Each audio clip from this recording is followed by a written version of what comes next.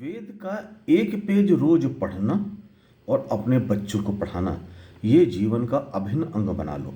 क्योंकि जो शक्तियाँ और जो ज्ञान वेद देता है वो कोई नहीं देते। अब मैं आपको एक परम ज्ञान की चीज़ बताऊं जिसके ऊपर कभी आपका ध्यान नहीं गया होगा। आपने जादू तो बहुत सारे देखे हैं, जादूगरों द्वारा बनाए हुए झूठ मूठ के जादू। अब मैं आपको सच का जादू, आप सोचिए, हमारी ये जो ब्रह्मांड है, जो हमारा ये देश है, जो हमारा ये वातावरण है, इसमें अनंत अलौकिक अलौकिक शक्तियाँ छुपी हुई हैं जो आपको दिखाई नहीं पड़ती। ईश्वर ने आपको देखने के लिए उतनी ही ताकत दी है जितनी जरूरी है आपके जीवन को चलाने के लिए।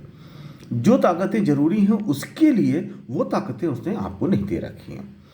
इसमें इस जो हमारी विशेष भगवान तक कैसे पहुंचती है, वो तो इतनी दूर है हमसे, तो मेरी विशेष उस तक पहुंचती कैसी है?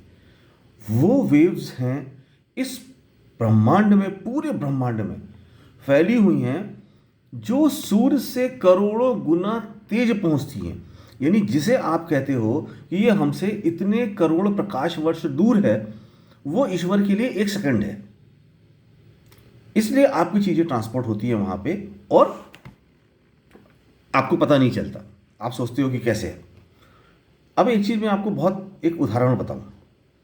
अंडा होता है, ठीक है,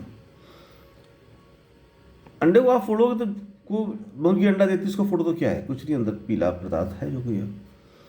जब मुर्गी से अंडे को सेती है तो क्या होता है? धीरे धीरे वो चूजा बनता है। तो चूजा बनता है, वो कौन उसको बना रहा होता है? सिर्फ गर्माहट से वो चूजा बनता है ना।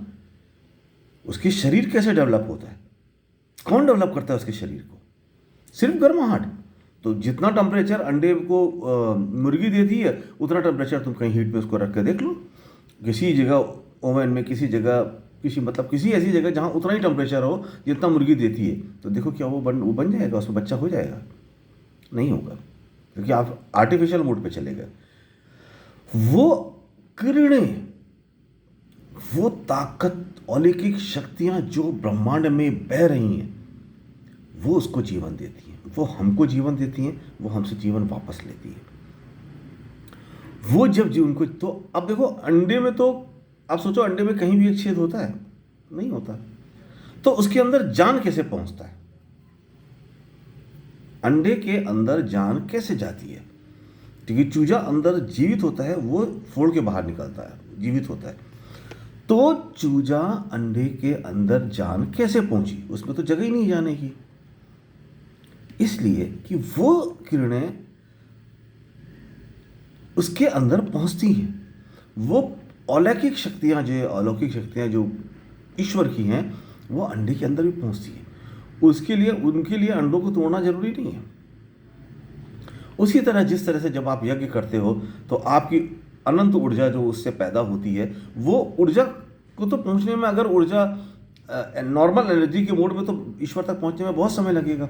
वो किरणें उनको लेके जाती हैं और आपकी विशेष भगवान तक पहुंचती है।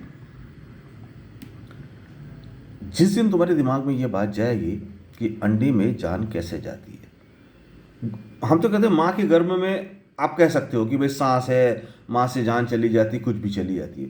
अंडे में कैसे जाती है?